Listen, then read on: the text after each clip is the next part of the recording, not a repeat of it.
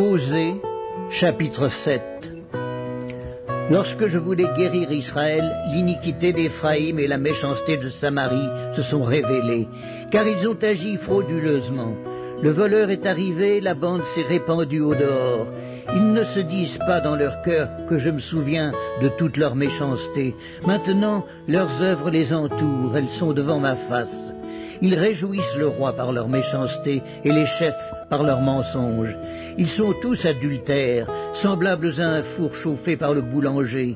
Ils cessent d'attiser le feu depuis qu'il a pétri la pâte jusqu'à ce qu'elle soit levée. Au jour de notre roi, les chefs se rendent malades par les excès du vin. Le roi tend la main aux moqueurs. Ils appliquent aux embûches leur cœur pareil à un four. Toute la nuit dort leur boulanger et au matin le four brûle comme un feu embrasé. Ils sont tous ardents comme un four et ils dévorent leurs juges.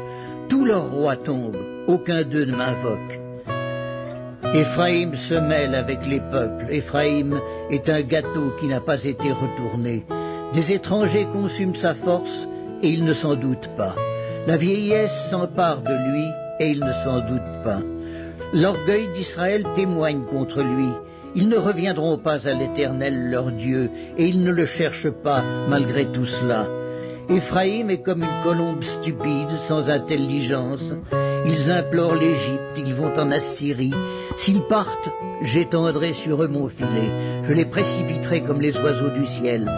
Je les châtierai comme ils en ont été avertis dans leur assemblée. Malheur à eux parce qu'ils me fuient. Ruine sur eux parce qu'ils me sont infidèles. Je voudrais les sauver, mais ils disent contre moi des paroles mensongères. Ils ne crient pas vers moi dans leur cœur, mais ils se lamentent sur leurs couches.